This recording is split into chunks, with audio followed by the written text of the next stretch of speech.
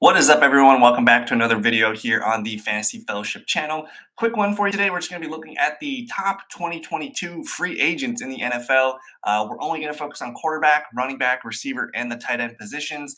And I did put the link in the description here. So if you want to check out the full chart yourself, go ahead and do that. I did write down here at at the top of the page, March 16th. And as I record this today, it is February 26th. So we're roughly 20 days out from the NFL free agency kickoff. So teams can officially start signing players on March 16th at about 4 p.m. Eastern time. However, teams may begin negotiations with the free agents starting on March 14th, which I believe is a Monday.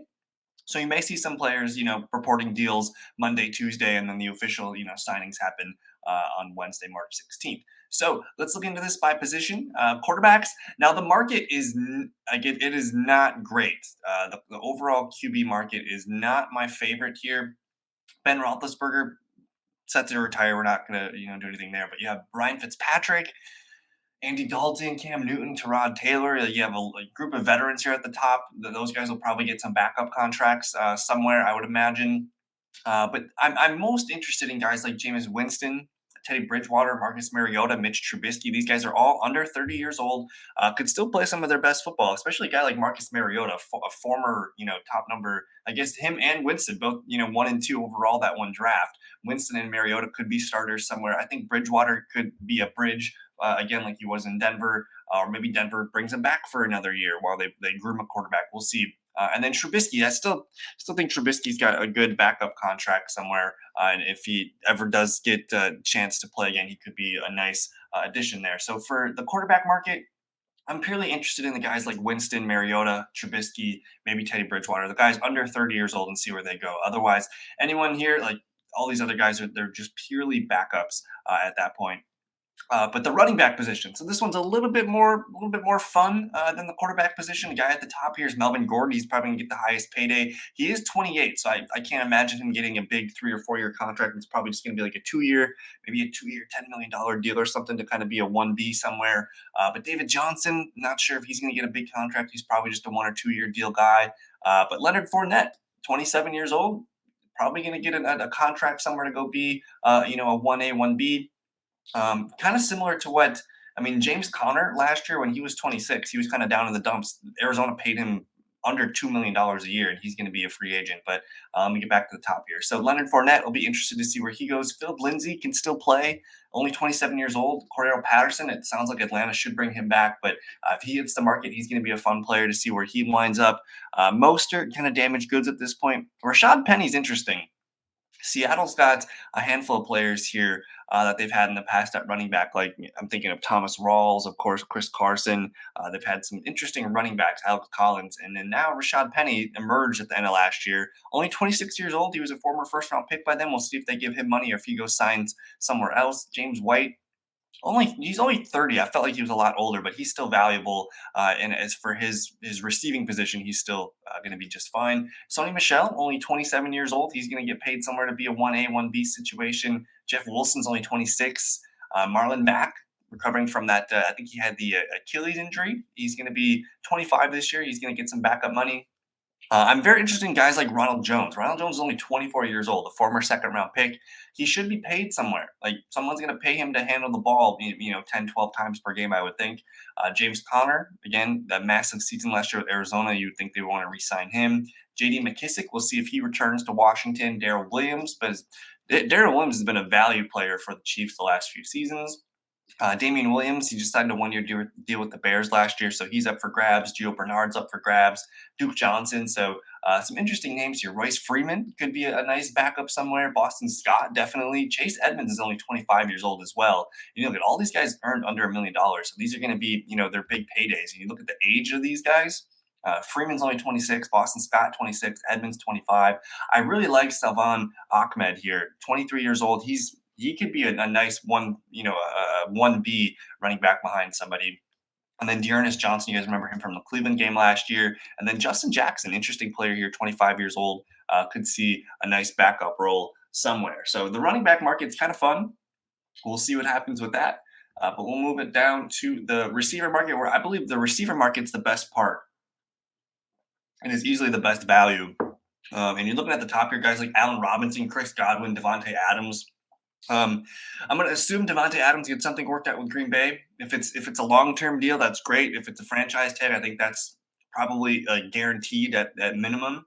So I'm going to expect Aaron Rodgers and Devontae Adams. As of now, recording this February 26th, it feels like they're going to get the band back together. Allen Robinson and Chris Godwin, though, I'm fully expecting Allen Robinson to go play with a different team. He is 28, so he's not as an attractive long term buy, but he's going to get a 2 or 3 year deal somewhere and be the stud somewhere on a good team. Godwin, only 25 years old, and who knows what they're going to do at the quarterback position. I think Godwin's, his entire, he has every team, on his list. I think he's going to go and make his best decision for him. If Tampa Bay doesn't get a quarterback, he's gone.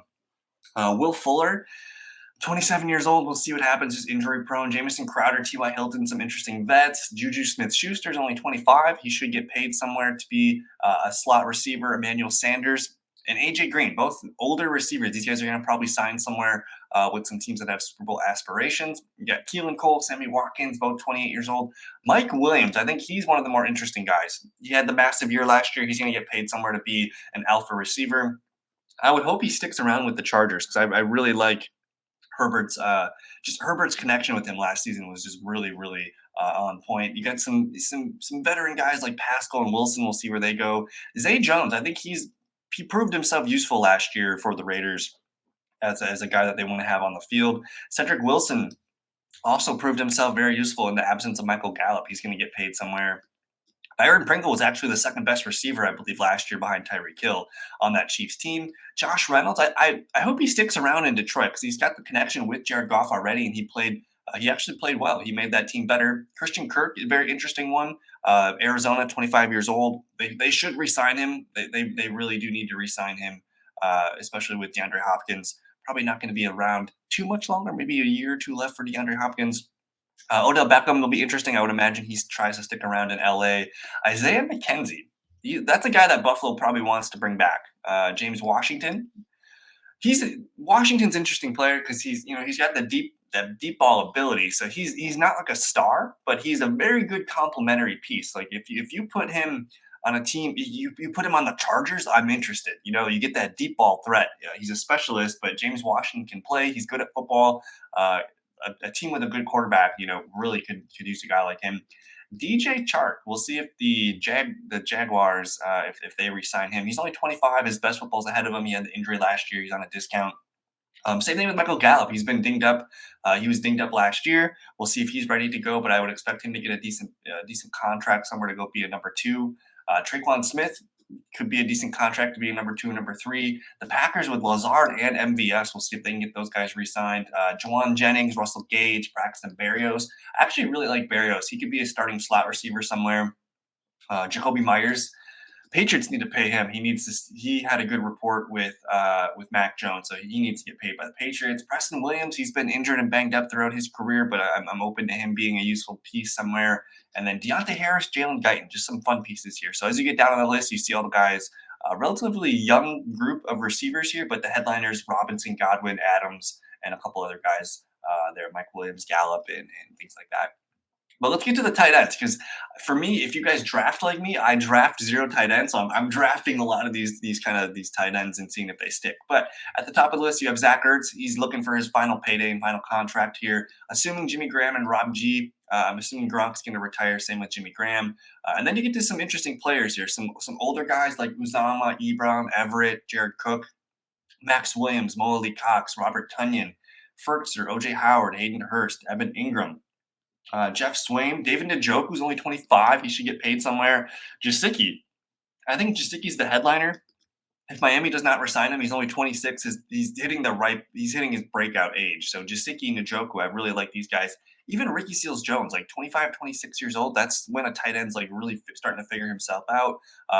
Chris Herndon, Will Dissly. I really like Durham Smythe, too. I think if someone paid him, he could be a Dalton Schultz-esque type player. And there's Dalton Schultz himself, Donald Parham, a fun player for the Chargers, and Tyler Conklin. So I really like this list of tight ends. And I think for fantasy, like this list of tight ends is going to matter. Whoever, gets paid to be a starting tight end somewhere, we're going to be interested.